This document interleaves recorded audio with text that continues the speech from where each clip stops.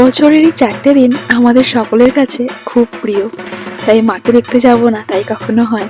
তাই বাঙালি বধূ সেজে বেরিয়ে পড়েছি ছানার কর্তামশাইয়ের সাথে দুর্গা মায়ের দর্শনে।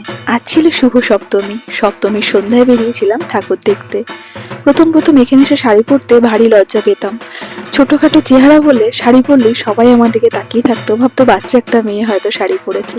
তবে অনেক কটা বছর হয়ে গেছে, এখন আর সেই সমস্যাটা হয় না। ফেয়ার পার্কের এই প্যান্ডেলটা প্রত্যেক বছর হয়, এখানটাতেই আমরা আসি ঠাকুর দেখতে। তবে এখানে একটাই সমস্যা, এই দেখুন ব্যারিকেডের বাইরে যারা এখানকার মেম্বার তারা ভেতরে থেকে ঠাকুর দেখে, আর আমরা সাধারণ মানুষরা বাইরে থেকে।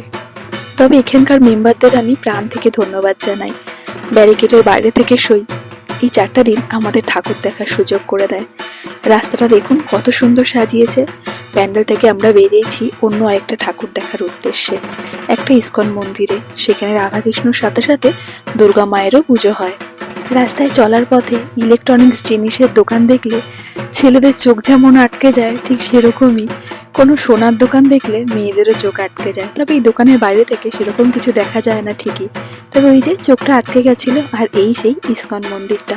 প্রথম পূজা মণ্ডপটায় অনেকক্ষণ টাইম আমরা কাটিয়েছি, তার সামনেই ছিল একটা ছোট্ট মেলা, সেখানেও বেশ অনেকটা টাইম গেছে। তাই এই মণ্ডপ পর্যন্ত পৌঁছাতে অনেকটা টাইম লেগে গেছে, প্রায় 8টা সাড়ে 8টা বেজে গেছে। আমার ছানারও খিদে পেয়ে গেছে, তাই ডিসিশনটা একটু চেঞ্জ করলাম, চলেছি আগে ডিনারের উদ্দেশ্যে।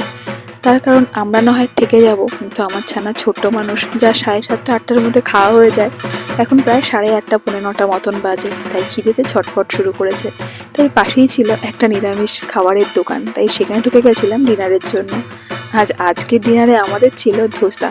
তবে হয়তো ইস্কন মন্দিরে আজকে আর যাওয়া হবে না, তার কারণ শুনলাম 9টার মধ্যেই নাকি ইস্কন মন্দির বন্ধ করে দেয়। খাওয়া সেরে আমরা চলে এসেছিলাম সেই প্রথম মণ্ডপটাতে ঠাকুর দেখার উদ্দেশ্যে। না, ঠাকুর তো দেখিয়ে নিয়েছিলাম। মণ্ডপের সামনে বেশ বড় একটা মেলা বসে, প্রত্যেক বছরই বসে, তো এই বছর সেরকম ভাবে ঘোরা হয়নি, তাই এসেছিলাম একটু ঘুরে দেখতে আর কি। ঘুরতে ঘুরতেই চোখে পড়লো এই মিষ্টির দোকানটা। বেশ অনেকগুলো মিষ্টির দোকানই ছিল, তো সামনে এটা পড়লো, ভাবলাম এখান থেকে কিছুটা মিষ্টি নিয়ে নিই। ইন্ডিয়ার মতন অত ফ্রেশ মিষ্টি ঠিক নয়, তবে ওই দুধের স্বাদ ঘোলে মেটানো আর কি। বেঁচে কিছু এখান থেকে মিষ্টি নিয়ে নিচ্ছিলাম। তবে এই রংচঙে মিষ্টিগুলো কিন্তু ভারী মন কাটছিল সকলের। মিষ্টি কিনে আমরা আবার চলে এসেছিলাম দুর্গা মাকে দর্শন দিতে। জানি না কাল পরশু আর আসা হবে কিনা, কালকে থেকে আমার ছানার স্কুল শুরু হয়ে যাচ্ছে, সাথে আমাদের কাজ।